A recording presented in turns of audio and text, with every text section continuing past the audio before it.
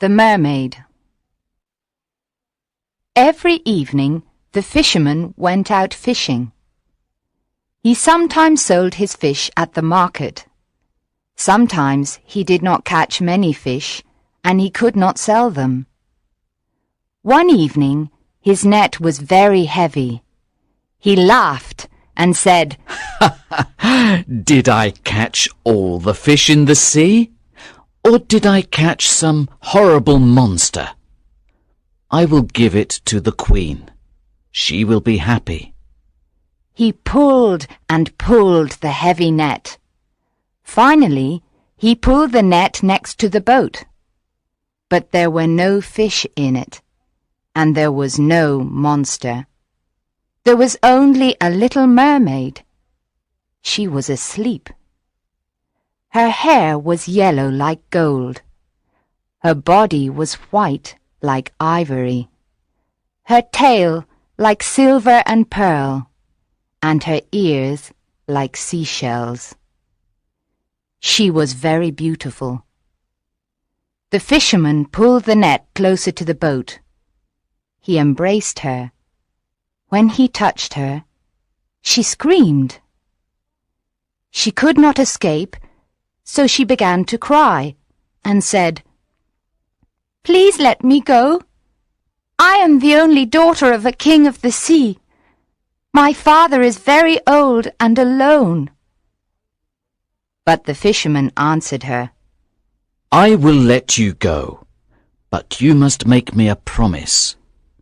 I will call you, and you will come and sing to me. The fish love the songs of the people of the sea. You will sing, and my nets will be full." "I promise. Please let me go," cried the mermaid. "Yes, I will let you go," said the fisherman. So she promised him, and he let her go. She went back into the sea and trembled. She felt a strange fear. Every evening the young fisherman went fishing and called the mermaid. She came and sang to him. The dolphins swam round and round her. The seagulls were in the sky above her head. She sang a marvelous song of the Tritons, the men with long green beards. She sang of the gardens of the sea with their corals. Here the fish swim like silver birds. She sang of the big whales from the cold North Seas, and of the dead sailors in their ships at the bottom of the sea. She sang of the little children. They ride on the backs of the dolphins and laugh. When she sang, the tuna fish came to listen to her. The young fisherman then caught many of them. When his boat was full of fish, the mermaid smiled at him and swam away. But she never came near him. When he tried to catch her, she went into the water like a seal. Each day her voice became sweeter to his ears. Soon he forgot his nets and listened to her song. He listened to her until the moon came. One evening he called her and said, "Little mermaid, marry me, because I love you." But the little mermaid said, "You have a human soul. Send away your soul, and then I can love you." The young fisherman thought, "Why do I need my soul? I cannot see it.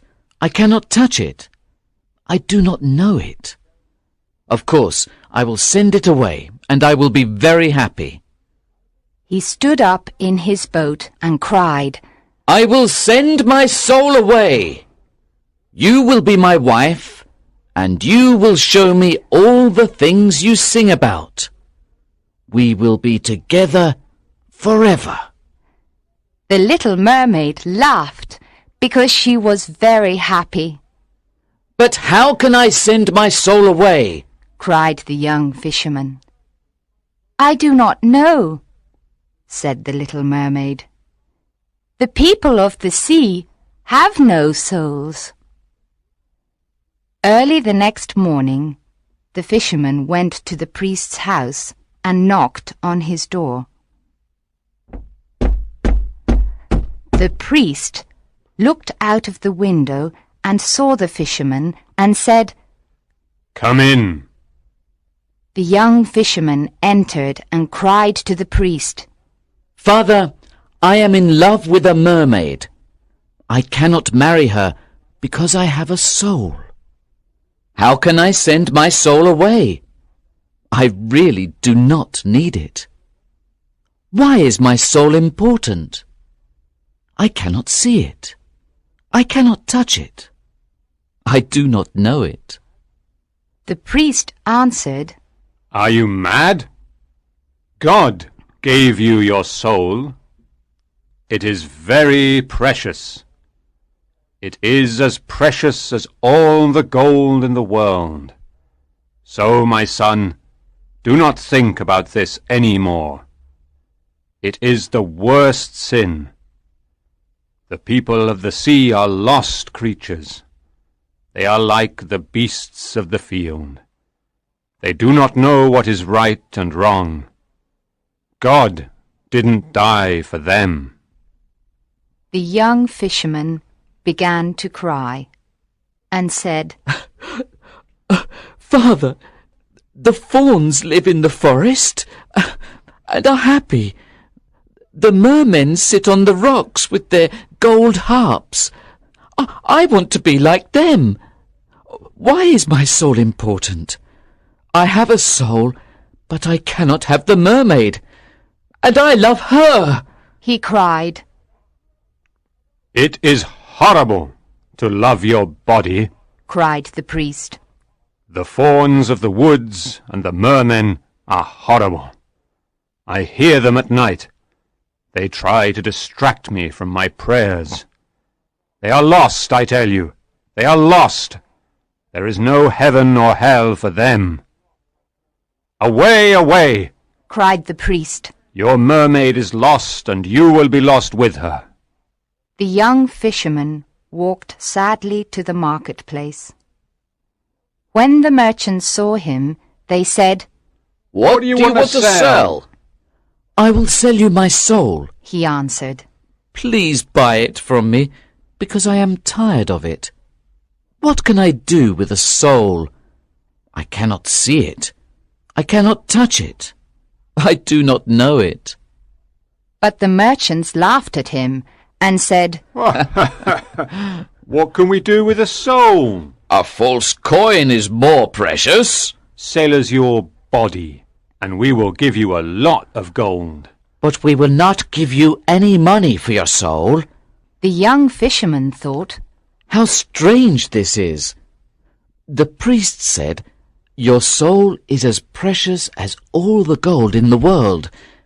But the merchants say, A false coin is more precious. He went to the beach and began to think. Chapter 2. The Witch.